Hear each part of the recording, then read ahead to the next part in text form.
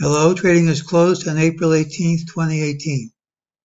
My last call said we had 4 days straight where we gapped up and couldn't hold on to the early highs. Said the pattern was negative unless we gapped up and promptly hit new highs. We gapped up, promptly hit new highs. We've now done this pattern 5 days straight. The pattern is negative because these gaps up represent orders from retail customers who typically place their orders and then go to work. The late sell-off shows that the professionals are using these gaps up as an opportunity to unload positions. Once the retail customers stop bidding prices up at the open, there's no one left to buy and a big drop happens. So for tomorrow, unless we gap up, promptly take out these highs, lower prices should print. I think the odds are very strong that won't happen and that this leg is over and a big drop is going to start. This is a pattern which almost always ends at the high of the day, low to high. When it doesn't, it's big trouble. It's invalidated if we gap up and take out this high, but that's a tall order to gap up 6 days in a row.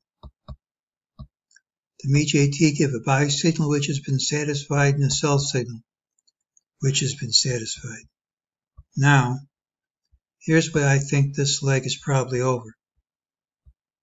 Here's the volatility index. We've gone over the lower Bollinger Band and then up over it. It's a sign of a top. We've gone straight up into a Bollinger Band. The upper one is going straight down. That's strong resistance. It's very hard to get much past a Bollinger Band when it goes straight down and you're going up. Here's the general idea.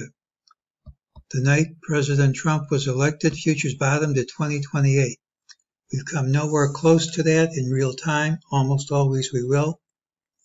I'm betting we're making an ABC, C equal to 2.618 times A with a low at 2023. This would make a fourth wave look like a fourth wave rather than a fifth, which most people are calling this. Let's assume that's correct. What's important about today's close? Today's high. I think the pattern I showed yesterday still has validity. This doesn't violate it enough to make me think it's wrong. There's a good chance that of this wave C, we've completed 1 and 2, and that enables us to make a tentative plan for the rest of the leg. We don't know exactly how this will play out, but let's assume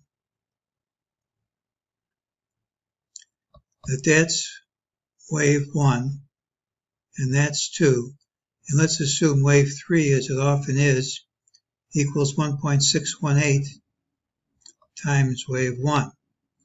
Then we end around 2167, a breathtaking 550-point drop, which ought to make put buyers thrilled.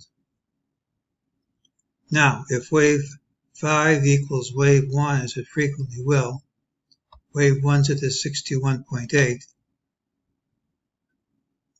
wave 5 is going to start from 2363. So wave 4 will go from this line, 2167, to 2363. And if that's true, it's kind of interesting. It'll let me show you, but you won't.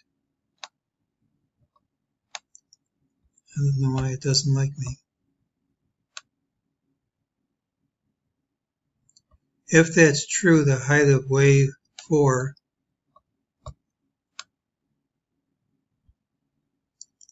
is going to be darn close to the height of wave 2. Not perfect, but a nice relationship.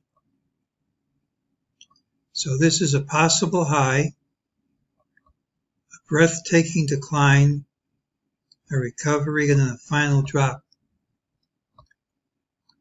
Gapping up and overtaking these highs kills the call, as always. But this is a very strong candidate for the end of this leg and for a big drop to begin. That's today's call.